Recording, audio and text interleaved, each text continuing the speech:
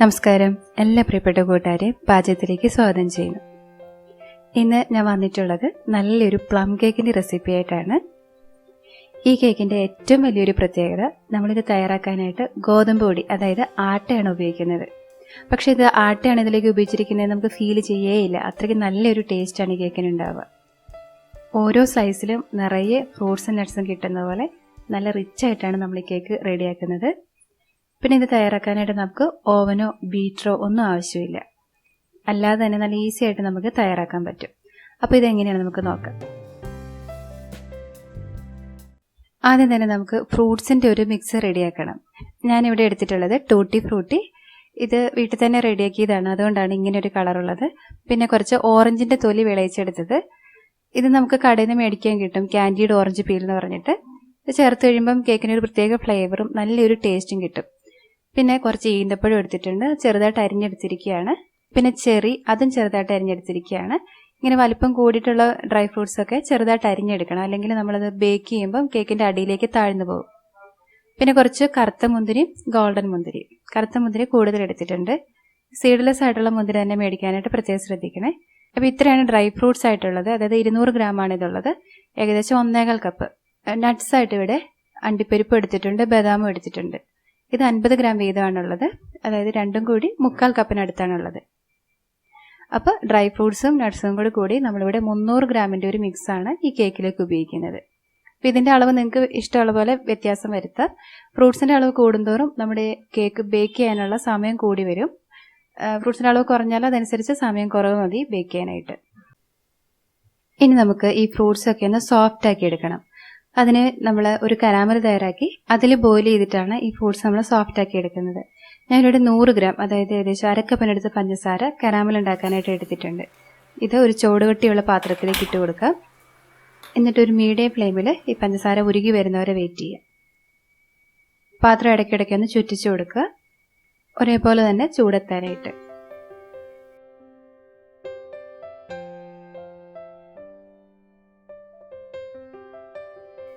ഇപ്പോൾ പഞ്ചസാര മുഴുവൻ ഉരുകി നല്ലൊരു ഗോൾഡൻ ഷെയ്ഡ് വന്നിട്ടുണ്ട്. ഇനി ഇതിൽ നല്ലൊരു പത വന്നു തുടങ്ങും.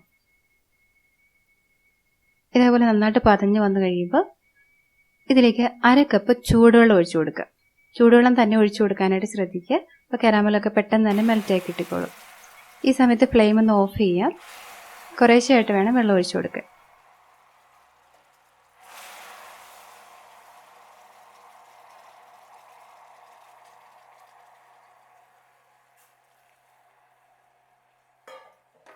ഇനി ഫ്ലെയിം ഓൺ ചെയ്തിട്ട് ഫ്രൂട്ട്സ് ഇട്ട് കൊടുക്കുക. ഇതിലിപ്പോൾ ഉണക്കമുന്തിരിയാണ് കുറച്ച് കൂടുതൽ ഡ്രൈ ആയിട്ടുള്ളത്.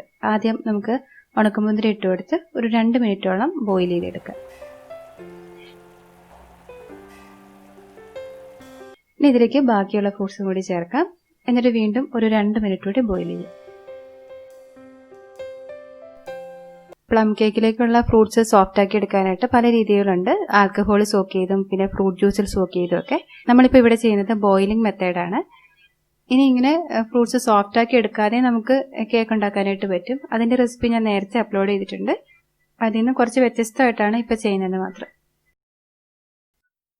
ഇപ്പോൾ ഇവിടെ മിക്സ് ഒരു 2 മിനിറ്റോളം തിളച്ചിട്ടുണ്ട്. ഇനി നമുക്ക് ഫ്ലെയിം ഓഫ് ചെയ്യാം. എന്നിട്ട് നന്നായിട്ട് തണുക്കാനായിട്ട് മാറ്റി വയ്ക്കാം. ഇനി ഒരു വലിയ ഓറഞ്ച് എടുക്കാം, നന്നായിട്ട് കഴുകിയെടുക്കാം. എന്നിട്ട് ഇതിൻ്റെ പുറത്തെ തൊലി മാത്രം നമുക്കൊന്ന് പീൽ ചെയ്തെടുക്കണം. ഒരു പീലർ ഉണ്ടെങ്കിൽ എളുപ്പമായിരിക്കും അത്. ഇങ്ങനെ ചെയ്യുമ്പോൾ ഉള്ളിൽ ആ വെള്ള പാർട്ട് വരാതിരിക്കാൻ ശ്രദ്ധിക്കുക. അത് വന്നിട്ടുണ്ടെങ്കിൽ കൂടുതൽ കയ്പുണ്ടാകും. ഇതിൽ വലിയ പീസസ് ഒക്കെ ഉണ്ടെങ്കിൽ ചെറുതായിട്ട് മുറിച്ചെടുക്കുക. ഇപ്പോൾ നമ്മുടെ ഫ്രൂട്ട്സിൻ്റെ മിക്സ് ഇവിടെ നന്നായിട്ട് തണുത്ത് വന്നിട്ടുണ്ട്. ഇതിപ്പോൾ ഇവിടെ ഡ്രൈ ആയിട്ടാണ് ഇരിക്കുന്നത്. കാരാമൽ പുറത്തേക്ക് കാണുന്നുണ്ടെങ്കിൽ അത് ഒരു അരിപ്പയിലൂടെ അരിച്ച് കരാമൽ മാറ്റി വയ്ക്കുക. എന്നിട്ട് അത് സെപ്പറേറ്റ് ആയിട്ട് ബാറ്ററിലേക്ക് ചേർത്ത് കൊടുത്താൽ മതി. ഇനി ഈ മിക്സിലേക്ക് നമ്മൾ എടുത്ത് വെച്ച അണ്ടിപ്പരിപ്പ് ചേർത്ത് കൊടുക്കുക.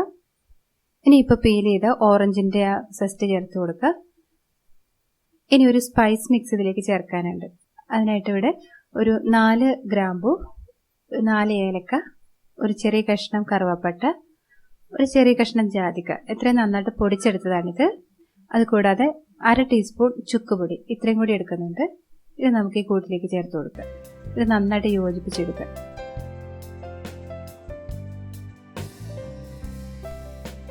ഇതിലേക്ക് ഒരു 2 ടേബിൾ സ്പൂൺ ഗോതമ്പ് പൊടി കൂടി ചേർത്ത് കൊടുക്കാം. നമ്മളിത് ബേക്ക് ചെയ്യുമ്പം ഈ ഫ്രൂട്ട്സും നട്ട്സും ഒക്കെ അടിയിലേക്ക് താഴ്ന്നു പോയിരിക്കാൻ വേണ്ടിയിട്ടാണ് അങ്ങനെ ചെയ്യുന്നത്. ഇത് നന്നായിട്ട് യോജിപ്പിച്ചെടുത്ത് വയ്ക്കാം. ഇനി നമുക്ക് ഇതിലേക്ക് ചേർക്കാനുള്ളത് ബദാമാണ്. ബദാം നിങ്ങൾക്ക് ഒന്നുകിൽ ചെറിയ കഷ്ണമായിട്ട് നുറുക്കി ചേർത്ത് കൊടുക്കാം, അല്ലെങ്കിൽ പൊടിച്ച് ചേർക്കാം. ഞാനിപ്പോൾ പൊടിച്ചാണ് ചേർക്കുന്നത്. അപ്പോൾ ഒരു പ്രത്യേക ഒരു ടേസ്റ്റും പിന്നെ കേക്കിനൊരു കൂടുതൽ മാർദ്ദവും കിട്ടും അങ്ങനെ ചെയ്യുമ്പോൾ. അപ്പോൾ മിക്സിയുടെ ചെറിയ ജാറിലേക്ക് ഇട്ടിട്ട് നന്നായിട്ടൊന്ന് പൊടിച്ചെടുക്കാം. പൾസ് ചെയ്ത് പൊടിച്ചെടുത്താൽ മതി. ഈ പൊടിച്ചെടുത്തത് നിങ്ങൾക്ക് ഒന്നുകിൽ ഈ ഫ്രൂട്ട്സിന്റെ മിക്സിലേക്ക് ചേർക്കാം, അല്ലെങ്കിൽ നമ്മൾ പൊടികളൊക്കെ ചേർക്കുമല്ലോ ആ സമയത്ത് ചേർത്താലും മതി. ഇനി നമുക്ക് കേക്കിന്റെ ബാറ്റർ തയ്യാറാക്കാം. അതിനായിട്ട് നമുക്ക് ആവശ്യമുള്ളത് 150 ഗ്രാം ഗോതമ്പ് പൊടി, അതായത് 250 മില്ലിയുടെ കപ്പിന് 1 കപ്പും പിന്നെ 1 ടേബിൾ സ്പൂണും കൂടി അളന്നെടുത്താൽ മതി. പിന്നെ പഞ്ചസാര ഞാനിവിടെ ബ്രൗൺ ഷുഗർ ആണ് എടുത്തിട്ടുള്ളത്, 1/4 കപ്പ് ബ്രൗൺ ഷുഗർ. നിങ്ങൾക്ക് ബ്രൗൺ ഷുഗർ കിട്ടാനില്ല എന്നുണ്ടെങ്കിൽ 1/4 കപ്പ് പൊടിച്ച് പഞ്ചസാര അളന്നെടുത്താൽ മതി. അതായത് 100 ഗ്രാം പഞ്ചസാരയാണ് നമുക്ക് ഇതിലേക്ക് ആവശ്യമുള്ളത്. പിന്നെ 3 മുട്ട, 150 ഗ്രാം അതായത് 1/4 കപ്പ് ബട്ടർ. ഈ ഗോതമ്പ് പൊടിയിലേക്ക് നമുക്ക് 1 ടീസ്പൂൺ ബേക്കിംഗ് പൗഡർ ചേർക്കാം, 1/4 ടീസ്പൂൺ ഉപ്പ് ചേർക്കാം. ഇനി നന്നായിട്ടൊന്ന് മിക്സ് ആക്കിയിട്ട് ഒരു തവണ അരിച്ചെടുത്ത് വെക്കാം.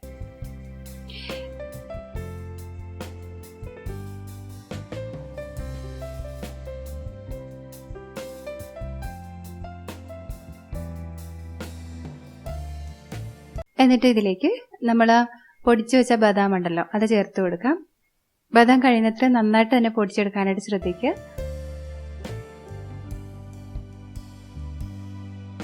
ഇതൊരു സൈഡിലേക്ക് വയ്ക്കാം. ഇനി ഒരു വലിയ ബൗളിലേക്ക് ബട്ടർ എടുക്കാം. ബട്ടർ നല്ല സോഫ്റ്റ് ആയ ശേഷം വേണം ഈ ബാറ്റർ തയ്യാറാക്കാനായിട്ട് എടുക്കാൻ. അതിലേക്ക് പഞ്ചസാര ചേർത്ത് കൊടുക്കുക. എന്നിട്ട് നന്നായിട്ട് ബീറ്റ് ചെയ്തെടുക്കാം. ഞാനിപ്പോൾ ഇവിടെ ഒരു വിസ്കാണ് ഉപയോഗിക്കുന്നത്. ഇതിന് പകരം നിങ്ങൾക്കൊരു തടിത്തവിയോ അല്ലെങ്കിൽ ഒരു സ്പാച്ചുല ഉപയോഗിച്ചാലും മതി, അല്ലെങ്കിൽ ഹാൻഡ് മിക്സർ ഉണ്ടെങ്കിൽ അതുകൊണ്ട് ചെയ്താലും മതി. ഇത് നല്ല ക്രീമായി വരുന്നവരെ ഒരു 3 മിനിറ്റോളം നമുക്ക് ഇത് ബീറ്റ് ചെയ്ത് കൊടുക്കാം.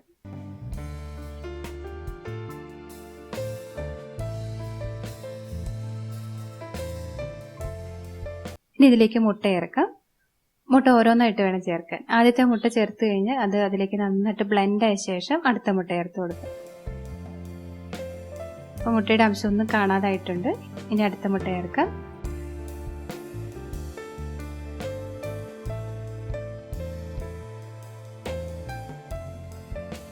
ഇത് ഇതിലേക്ക് നന്നായിട്ട് യോജിച്ച് കഴിഞ്ഞു. ഇനി മൂന്നാമത്തെ മുട്ട.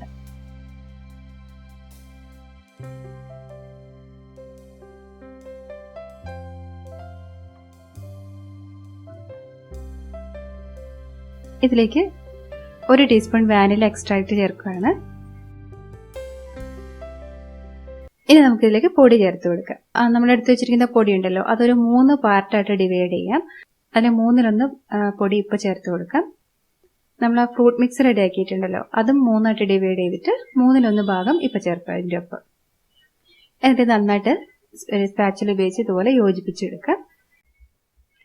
ഈ ഫ്രൂട്ട്സും നട്ട്സും ഒക്കെ ബാറ്ററിന്റെ എല്ലായിടത്തും ഒരേപോലെ ആയിക്കിട്ടാൽ നല്ലതാണ്. നമ്മൾ ഇങ്ങനെ ഈ പൊടിയുടെ ഒപ്പം തന്നെ ഫ്രൂട്ട് മിക്സും കൂടി ചേർത്ത് കൊടുക്കുന്നത്.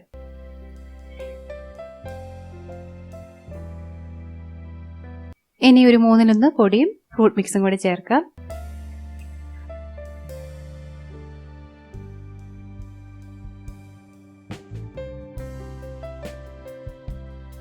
ഇത് ഇതിലേക്ക് നന്നായിട്ട് യോജിച്ചാൽ നമുക്ക് 4 ടേബിൾ സ്പൂൺ ഓറഞ്ച് ജ്യൂസ് ചേർത്ത് കൊടുക്കാം. ഇനി ബാക്കിയുള്ള പൊടിയും ഫ്രൂട്ട് മിക്സും കൂടി ചേർത്തിട്ട് നന്നായിട്ട് യോജിപ്പിച്ചെടുക്കാം. ഇനി നിങ്ങളുടെ കയ്യിൽ കാരാമൽ ചേർക്കാനുണ്ടെങ്കിൽ, അതായത് നമ്മൾ ആ ഫ്രൂട്ട് മിക്സ് സ്ട്രെയിൻ ചെയ്തപ്പോൾ കിട്ടിയിട്ടുള്ള കാരാമൽ ഉണ്ടെങ്കിൽ അത്ര അളവ് കുറച്ച് ഓറഞ്ച് ജ്യൂസ് ചേർത്താൽ മതി. ഇപ്പം 1 ടേബിൾ സ്പൂൺ കാരാമൽ ചേർക്കുന്നുണ്ടെങ്കിൽ 3 ടേബിൾ സ്പൂൺ ഓറഞ്ച് ജ്യൂസ് ചേർത്താൽ മതി. ഇപ്പം നമ്മുടെ ബാറ്റർ ഇവിടെ റെഡി ആക്കി കഴിഞ്ഞു. ഇത്രയും ഡെൻസ് ആയിട്ടുള്ള ഒരു ബാറ്റർ ആയിട്ടാണ് നമുക്ക് കിട്ടേണ്ടത്. ഇത് നമുക്ക് ബേക്ക് ചെയ്യാനുള്ള ടിന്നിലേക്ക് മാറ്റാം.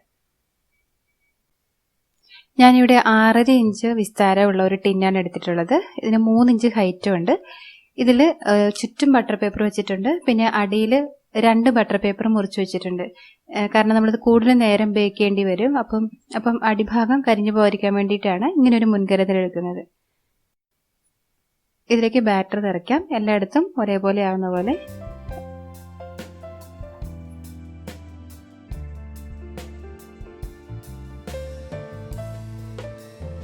ഇനി ഒന്ന് ടാപ്പ് ചെയ്തിട്ട് ഇത് ബേക്ക് ചെയ്യാനായിട്ട് വെക്കാം. നമ്മളിത് സ്റ്റൗ ടോപ്പിലാണ് ബേക്ക് ചെയ്യുന്നത്. നല്ല ചൂടുകട്ടിയുള്ള ഒരു ഇന്റാലിയത്തിന്റെ ഉരുളിയാണ് ഞാൻ എടുത്തിട്ടുള്ളത്. അതൊരു 15 മിനിറ്റ് മീഡിയം ഫ്ലെയിമിൽ ചൂടാക്കിയിട്ടുണ്ട്.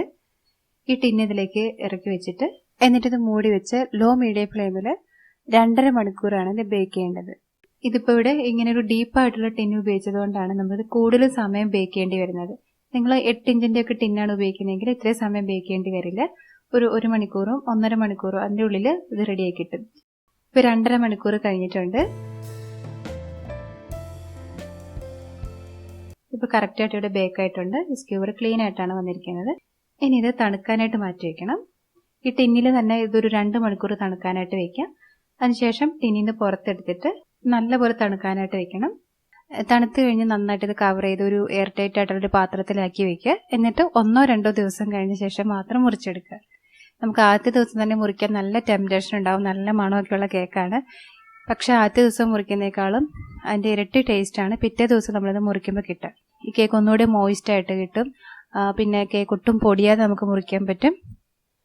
പിന്നെ ഇതിൻ്റെ ടേസ്റ്റ് ഫ്ലേവറും ഒക്കെ നന്നായിട്ട് കിട്ടുന്നത് 1-2 ദിവസം കഴിഞ്ഞ ശേഷം ഇത് മുറിച്ച് കഴിക്കുമ്പോഴാണ്. ഇതിപ്പോൾ പിറ്റേ ദിവസമാണ് ഞാനിപ്പോൾ മുറിച്ച് കാണിക്കുന്നത്. ഇപ്പം നിങ്ങൾക്ക് കാണാൻ പറ്റും മുകളിൽ തൊട്ട് അടി വരെ ഒരേപോലെ തന്നെ ഫ്രൂട്ട്സ് ഒക്കെ ഡിസ്ട്രിബ്യൂട്ട് ആയിട്ട് കിട്ടിയിട്ടുണ്ട്. ഇത് ആട്ടയാണ് ഇതിലേക്ക് ചേർത്തിരിക്കുന്നത്. നമുക്ക് ഒട്ടും മനസ്സിലാവില്ല, അത്രയ്ക്ക് നല്ല ടേസ്റ്റാണ് ഇതിന്. അപ്പോൾ നിങ്ങൾക്ക് ഈ വീഡിയോ യൂസ്ഫുൾ ആയി ഞാൻ വിചാരിക്കുന്നു. തീർച്ചയായിട്ടും നിങ്ങൾ ഒന്ന് ചെയ്ത് നോക്കിയിട്ട് നിങ്ങളുടെ ഫീഡ്ബാക്ക് അറിയിക്കാൻ മറക്കരുത്. ഇഷ്ടപ്പെട്ടെങ്കിൽ ലൈക്ക് ചെയ്യാനും അതുപോലെ ഫ്രണ്ട്സിനും റിലേറ്റീവ്സിനും ഒക്കെ ഷെയർ ചെയ്ത് കൊടുക്കാനും മറക്കരുത്. അതുപോലെ ചാനൽ നിങ്ങൾ ആദ്യമായിട്ട് കാണുന്നതെങ്കിൽ സബ്സ്ക്രൈബ് ചെയ്യാനും പുതിയ വീഡിയോസിന് നോട്ടിഫിക്കേഷൻ കിട്ടാനായിട്ട് അരികിലുള്ള ബെൽ ബട്ടൺ പ്രസ് ചെയ്യാനും മറക്കല്ലേ. നമുക്ക് വീണ്ടും നല്ലൊരു റെസിപ്പിയിലൂടെ കാണാം. അതുവരെ നന്ദി, നമസ്കാരം.